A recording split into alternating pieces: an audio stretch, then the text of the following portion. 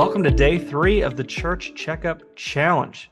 Today we're talking about a difficult topic. It's an area where I think a lot of churches have some challenges.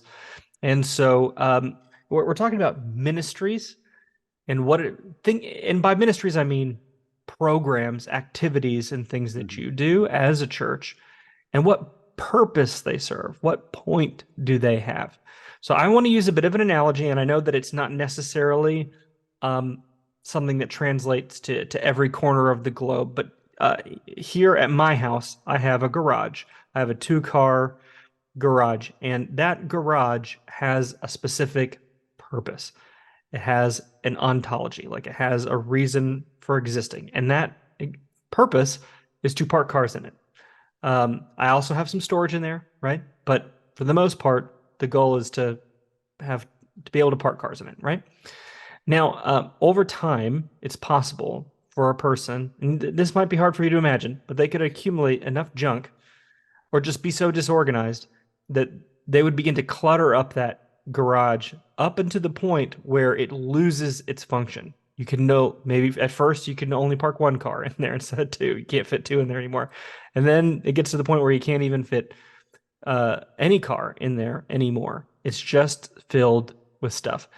And so it loses then its purpose. Churches do this same thing. We tend to accumulate not just ministries and programs, but traditions and habits and all kinds of things that when we started them, they have a good purpose or a good intention.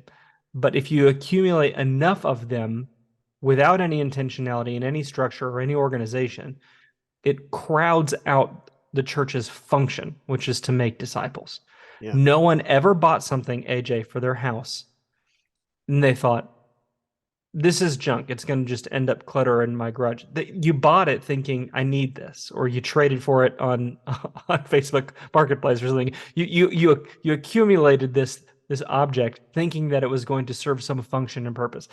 Every church starts their things, AJ, with a good purpose and a good intention.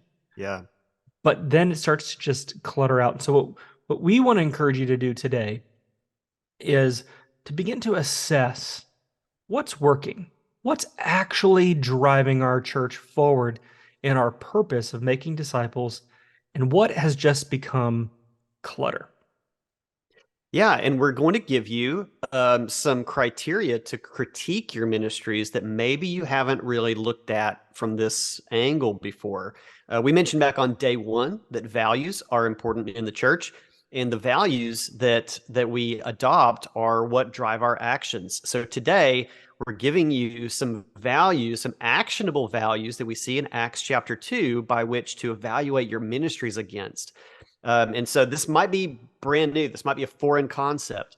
But if making people mature in their faith is a desired function of the church, and it should be, it's part of the Great Commission, and we look at Acts chapter 2 and we see these activities that people were participating in, then we might want to evaluate what we're doing against those things. So how well are we making things available to people, and how clear is it the reason for having those, and what is the outcome that we desire?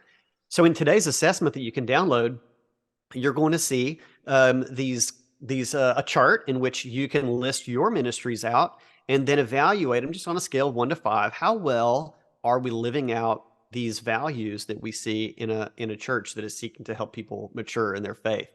This is, as Scott said, this is a challenging one. We've gone easy on you the last 2 days talking about mission and evaluating a worship service. This is where it begins to get difficult. And this is the space in which a lot of churches that are seeking to do better or revitalize begin to look behind them and think Egypt maybe wasn't so bad. Maybe that was an okay space for us to be, instead of pressing on towards the promised land. So really our encouragement to you today is to work through this exercise and then stick with it. Really take it to heart. This is going to be a major prayer point for you and your leadership team as you evaluate these ministries and decide, is the outcome of these presently what our desired outcome would be? So so take the time and stick with it. Really lean into it and do your best to be honest and then make a plan of action. But we're going to continue with you for a few more days to help you bring all this together. That's right. Yeah, this is a simplified version of an exercise that we like to do at churches in our strategic envisioning process. And so there's much more to it that we do when we're with a church in person. But we thought we would give you sort of a scaled down version to sort of whet your appetite and begin help you to begin to think about why is it that we do this ministry and how effective is it at actually accomplishing its stated purpose. So stay tuned. We'll be back with you for day 4.